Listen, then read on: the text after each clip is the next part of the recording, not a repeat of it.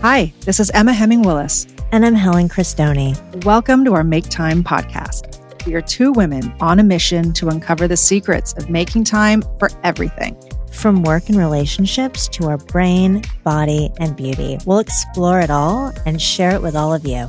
We interview experts so we can discover more practical tips to make time so we have more time for our family, friends, and ourselves.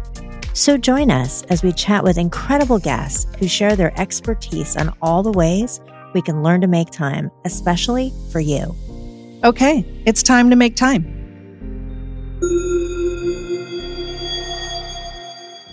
Today, we're chatting with Lisa Lundy, founder and CEO of Complex Creatures, a disruptive personal care brand dedicated to making breast wellness mainstream.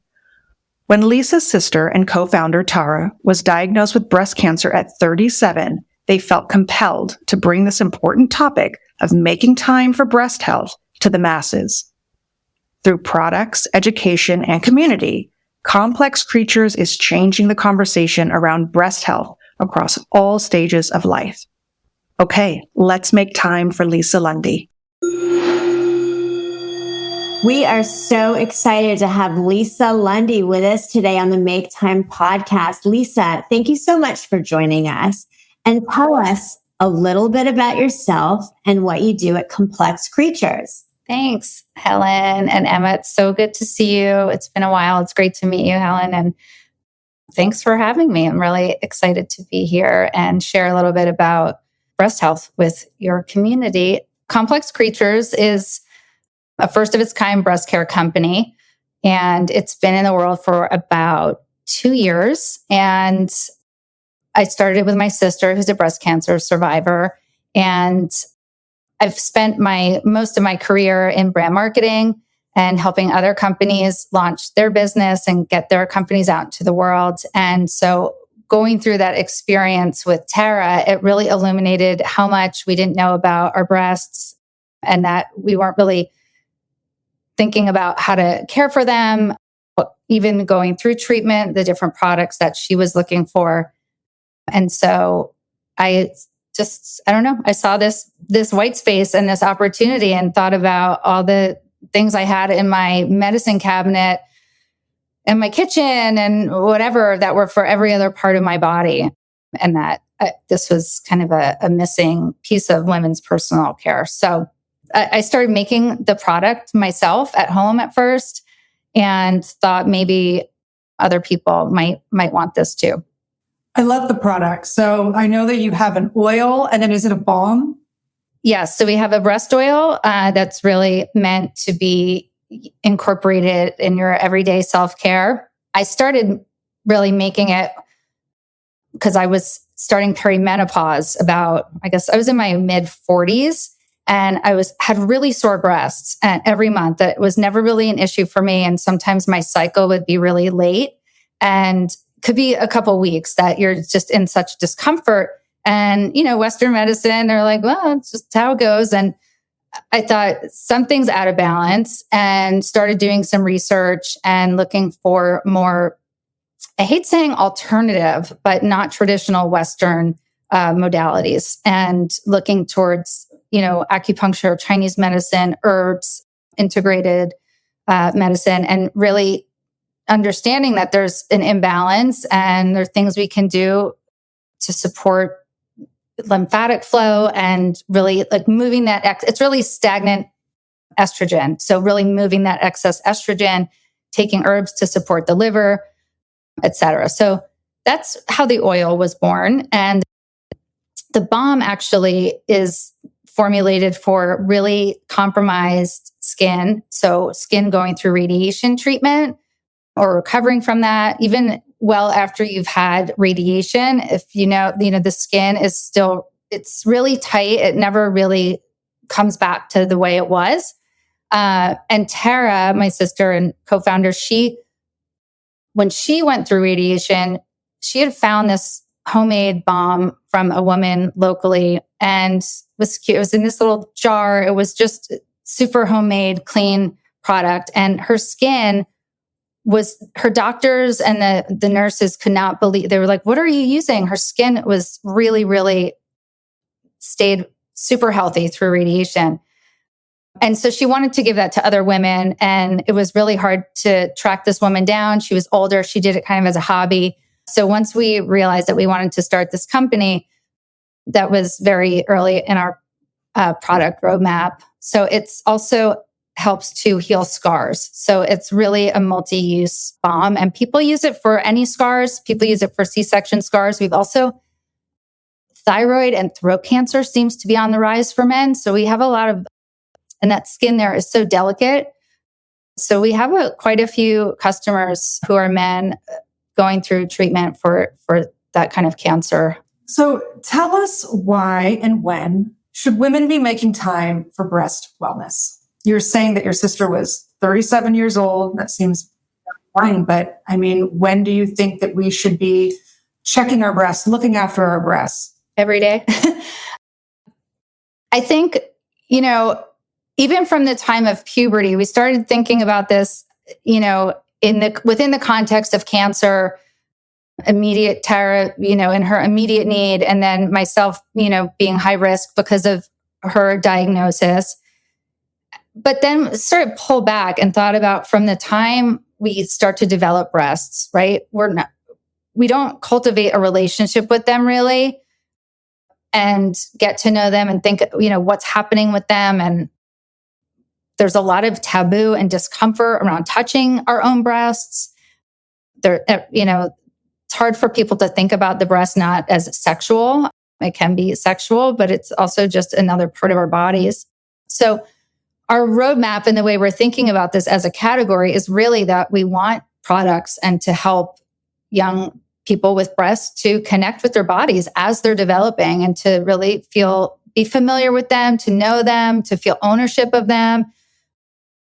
And I sometimes wonder, if you felt really good and connected to your breasts, whatever size they were, however they looked, what would that relationship maybe have, how would that have transformed, or informed your sexuality, your confidence, your relationship to other women, to men, et cetera. So I think it's something that is really just a huge miss that we're thinking about. And even in the context of the women's health space, it's still often really forgotten. So it's a long-winded way of saying, so really thinking about from then, if you have young girls and teenagers, start thinking about this and talking to them. But just for your regular woman, if you're under 40, talk to your doctor. There are ways to understand, I think this isn't done enough. What are the risk factors, right? I think the biggest shock to us was that everybody knows the 1 in 8 statistic, right? 1 in 8 women. But the thing that we were so surprised by is that breast cancer is hereditary and that less than 10% of diagnoses are hereditary. So the majority of breast cancer cases have no family history. And when we tell people that, they're like, wait, what? You almost think it's the reverse, right? So there are a lot of factors that go into breast health from, of course, family history and genetics, diet, exercise, how many pregnancies you've had, when you got pregnant for the first time, birth control, alcohol intake. There are really so many, factors that kind of come into play when thinking about breast health or your risk for cancer. So there's that. And then I think even, getting your baseline mammogram at 40, if you're not high risk, that also changes. They just changed it this year. And as people were posting about it, everybody kept saying, oh, wait, I thought it was 40. Even the medical industry, they're changing the guidelines. They tell you to do a self-exam, then they tell us not to do a self-exam because maybe we don't know our own bodies. And, so there's not a vote of confidence really coming from the medical community that we would know our own bodies. So I think there's, it's a little scary. You might not know what you're looking for. And even, if you're at the doctor or the gynecologist, it's like, a flat picture with a cartoon drawing and arrows, kind of directing you to what you should do. And it's part of what we want to do is we want to really talk about it and show you what to do and talk you through it. And So that's been something that's been really important to us to be really transparent and just share information because we felt like we didn't have a resource. I think that's so interesting because like I am that person, like the diagram of how to do a self breast exam. And I think it's so important. I mean, so many young women are showing so many things on social media, which is great. But like, this is something that should really be like, visually shown to people because I'm 53 and I'm still, when I do like my own breast exam, I have no idea what I'm doing or if I'm doing it right. Or, there's just not a comfort level there. So I think like the visuals are so great. And then also like you were talking about the relationship with young women when they get breasts to begin with. I mean, from a parent of a daughter, it's like, oh no, they're developing, like it comes with so much other stuff that I think that positive breast relationship is such an important thing. I'm so glad you brought that up because even as a parent, I'm like, wow, I could have done some stuff different, and it's a great conversation, like, yay, like this is a beautiful thing and this is what we need to do now.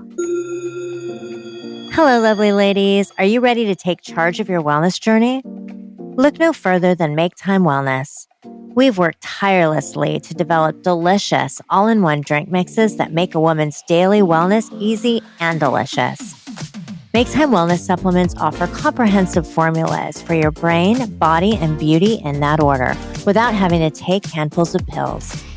Make Time is packed with powerful ingredients like MCTs, omegas, biotin, multivitamins, and curcumin.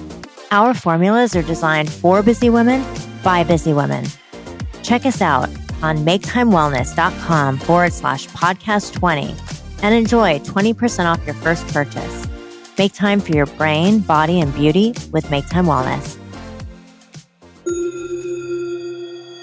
Tell me 3 tips how you make time for breast health.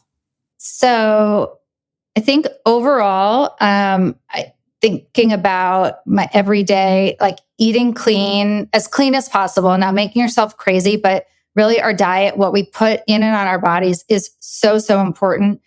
We do have a lot. There's some environmental elements that we can't control, but there really is a lot within our control. And so don't make yourself crazy and get overwhelmed. But really, I put that top of mind about what I'm eating, drinking, products, etc. I really encourage everyone to just touch your breasts, even if it's for 30 seconds a day. Just know them. Use our oil or another oil or even your products, Emma, that are clean. They don't have to be breast specific, but just in the same way that you think how many items do you put on your face and your body and your hair and nails and on. Just create a moment, a little time, a little intention. It's where we get our ability to nurture others too, is connected to the breast. So really in that way, we know like got to put the oxygen mask on first, or what all those different little things that we talk about as moms and women to care for others, and to really just check in and start to do some massage. We have some videos. It can be really simple. It's not complicated. Lymph is really soft. I'm just going to do it here quickly. You can do it while you're on the phone. I can do it sometimes like here when I'm watching TV. Like I'll sit and watch TV and I do it and I'll be in traffic. Just make it part of your day. Normalize it. If you feel scared, we hear anecdotally that so many women feel afraid to touch their breasts or they don't like their breasts. And so that becomes a roadblock for people. And I think kind of the greatest thing that our products have done, or some of the best feedback that we've gotten, it's always really amazing to know that you're supporting someone going through treatment. But the thing that really moves and excites us are customers who reach out to us who said they're using our oil regularly has changed their relationship to their breast. So hasn't changed so much how they look, their size, et cetera. Maybe they're a little firmer, but it changes the relationship to them. And that to me is so powerful and such a big part of our mission and what we're doing.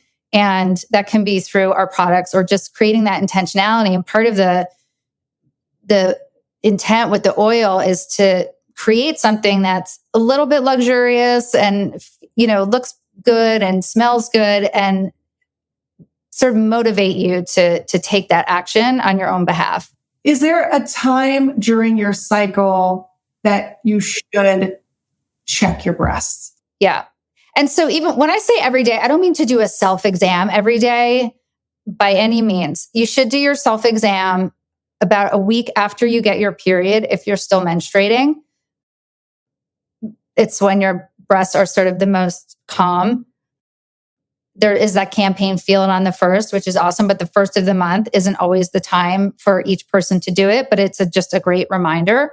There are times, even as someone that this is my life, I can really get off track. And I noticed I'm happy. I'm like on that sort of the other side of perimenopause and I don't have that soreness anymore. And I do the massage kind of a lot less. I was doing it because they were always like, I was irritated. So I think just that at least once a month, the formal exam. We have a lot of how-to videos on our Instagram. If you want to go check it out if you don't know. And there's certainly other sites that have it as well.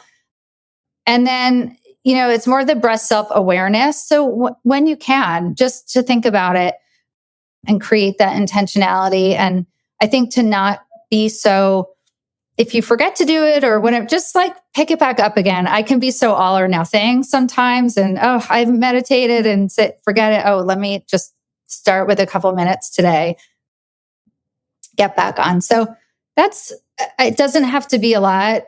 Tara always says some attention is better than none. So, and really knowing your body, her husband found her tumor. She actually didn't feel it herself. He had felt it. So really underscores just the importance of, and then once she felt it, she was like, oh yeah, I feel that. But sort of that disconnect from her own body.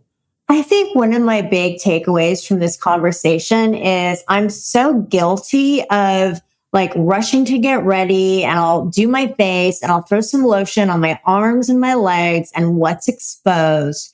And I'm just not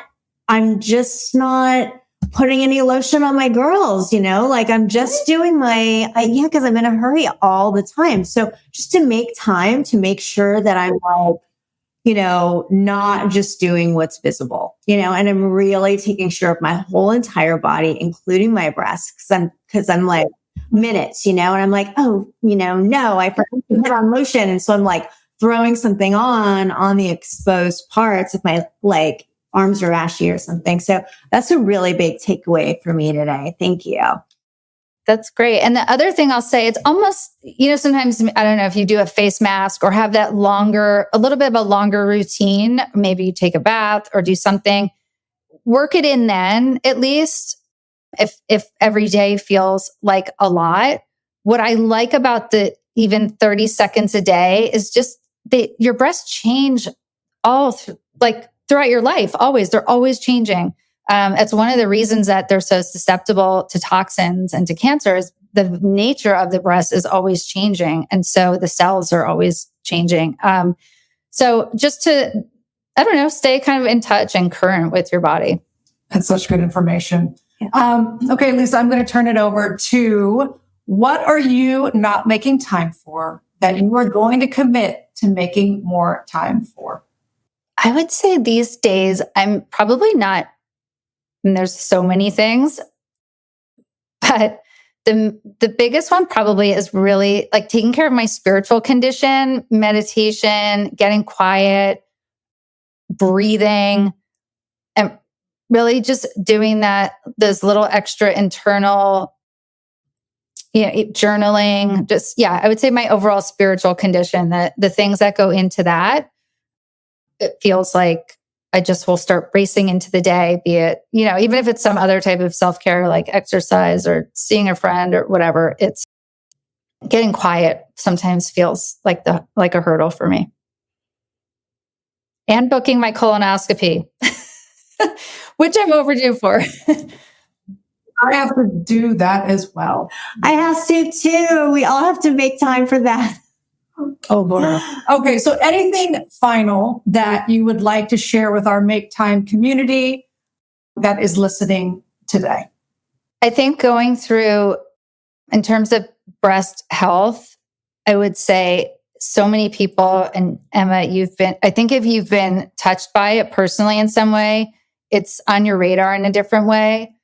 And if it hasn't, or just talking to your girlfriends, the women in your life, your daughters at dinner, we have someone just bought 3 bottles of our oil for 50th birthday gifts, or if your friend thinking about, when you turn 40, make sure your friend's getting her mammogram, and are we going together? Just like kind of, helping each other out, just like it's another piece of, I think, where we could help each other more. And, I don't like talk about it to scare people, but the statistics, like, even though we have more awareness and better treatment, like the incidence of breast cancer is on the rise. So that's always kind of, I don't know, we're headed in the wrong direction. So, just becoming more aware of all the different things that go into it. Yeah, because there's a lot of people that haven't been touched by it. And I think breast cancer runs on my maternal side. So, from the age of 37, I've been going for ultrasounds, mammograms, and I've been doing that for many years. So it's something that I do yearly, and I am checking my breasts and I'm doing all of that. But if it's not on your radar, it's so easy to just miss and like put on the back burner. That's me, not on my radar. And I'm famous for putting it on the back burner. And it's so important. If anybody hears anything, that you're making time for your mammograms, you're getting it done. This has been such an amazing conversation. Lisa, thank you so much for sharing time with us today. So excited to learn more about you and your brand. And thanks for being on the Make Time podcast. Thanks for having me. And I was going to share a code with your audience, if that's okay. Yes, do. You're just going to keep it simple. It's just make time for 20% off, and would love for anyone to try it. The oil's great for everyone, except if you're going through active treatment.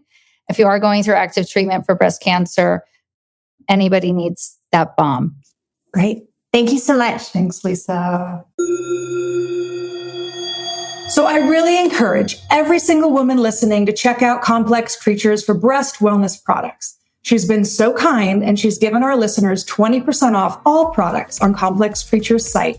Just use the code MAKETIME, and we will link Complex Creatures and discount code in the show notes. Again, Lisa, thank you so much. Thanks for joining us today. We hope that listening to our podcast has empowered you to make more time for yourself. So please remember to subscribe and share with a friend who could also use a healthy reminder on the importance of making time.